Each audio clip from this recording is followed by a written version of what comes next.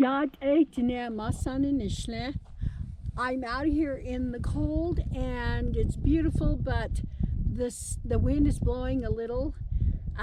Today, our subject is the winter solstice, and you know how I am. I like to make notes.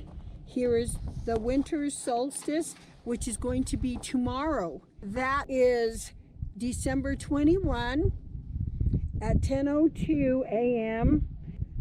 Coordinated Universal Time. And then it's 4:02 Central Time. You would have to go to Google to understand and figure out what time zone you're in.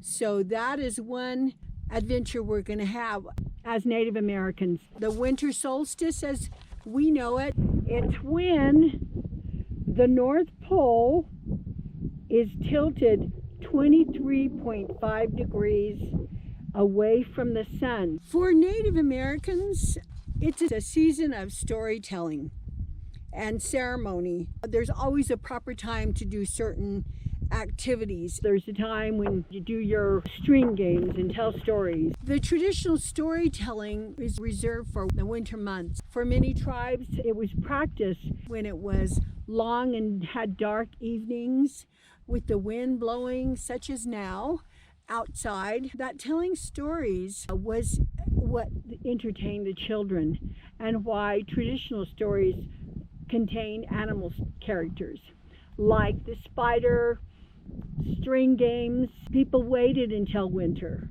so that the animals had hibernated, so they can't hear themselves being talked about. And then it was important for us to know that if you have a storyteller tell you a story, it's like receiving a gift. And to the Dene people, there is a chant. It's called the night chant for healing and meditation. My father used to sing these songs. The winter solstice also is a season of giving and celebrating, kind of like Christmas. It's a spiritual time for our Dene people. As the sunlight extends our days, they start to grow longer. It's a time also to think of our blessings and to think forward in preparation for the spring. I have a cute little story and talk about storytelling.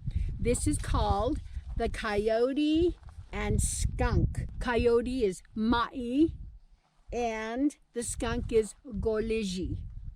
And basically the moral of the story is never tell lies to others. And I also, Grandma was an artist for you, and guess what? I sketched out a Mai, a coyote, and a Golizhi. The funny part of this is the Mai, which is a coyote, he prays for rain. And he gets rain, and down the canal he starts floating down and laying back, floating, because there was so much water. And as he's looking around, he notices that there are rabbits and prairie dogs. Now, rabbits in Navajo is ga, and the prairie dog is glon. And they were running around, and you know, he kind of thought, kind of hungry. So guess who he meets up with? The skunk. So they hatch a plan. They're both hungry. The plan was the skunk runs over there to the prairie dogs and the rabbits, and he shouts out, he's screaming, and he's saying, "Hey, there's a dead coyote, the coyote's dead." And everybody looks up and they thought, okay, wonderful.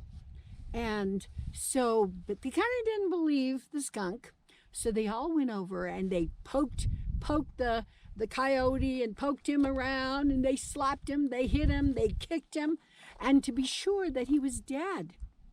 Well, he didn't move, and so they said, "Hey!" And guess what they did? They sang the night chant. It was a healing chant, because they're like, "Yay! We are now free of this coyote," and they're just dancing in a circle over, and around the coyote. Well, Then the skunk all of a sudden sprays his nasty smell. He sprays every one of those, the prairie dogs and the rabbits. And guess what he did? He took a stick and boom, boom, boom, and he did away with all of them. Meanwhile, he drags it up on a cliff. And the coyote, eventually, after he pretends like he's dead, then he gets up and he talks to the skunk, and he's looking around. And meanwhile, the skunk had already taken the food up to his cliff. Well, then the coyote had a kind of a feeling, this guy's pulling something over my eyes. So he says, hey, let's go for a race. So they race. Well, guess what the skunk did? The skunk did not, he saw the coyote run. He says, I'll meet you on the other side or whatever, and you run this way. So they, the skunk actually just ran around the hill, and he looked out, made sure the coyote was already, he could see him running around. And so he runs back, and he goes and he continues to take his food, which are the rabbits and the prairie dogs, and then he's eating away. Well, the coyote comes back, and guess what? The coyote realized that skunk had taken all the food, and the skunk kind of tossed out a bone to the coyote. He was not happy. And the coyote said to him, see, this is the reason why you never lie to others. Okay, that was the moral of the story. So anyways, I just gave you a gift, whether it made sense or not. These are stories you tell in Navajo. Now remember, I'm telling this story in English. In Navajo, sometimes it's kind of funny the way everybody expresses themselves. And I hope you enjoyed my little box where I showed you how the Pueblos and the Navajos go to the Pueblos, and how the sun comes up and it angles right to the certain window that shows it is the summer solstice, as well as another one where it shows the door. And when the sun comes up, the sunrise, it's always the sunrise that pinpoints at a certain area in the Pueblos that it is winter solstice or summer solstice. I'm giving you a very rough estimate of the ancient observatories, like in Chaco Canyon, and they usually have a great house. It's celebrated in June 21st, and that's the summer solstice. But it's a vertical shaft of light that hits a certain window at a certain time. And here is my rough example. If you can see this light, here's the sun, and here is the sun hitting the Pueblo window, so that the Pueblos know this happens only once a year and hovers there for quite a while. And this is the longest day of the year. This is a sample of the summer solstice. Here's our main objective, to show you the winter solstice with the Native American Pueblo Observatory in what we call Pueblo Pintado Corner Door. It's called the Winter Solstice Sunrise. And here we're going to do our little example. Here's the sun. The sun is coming up, and there's a door.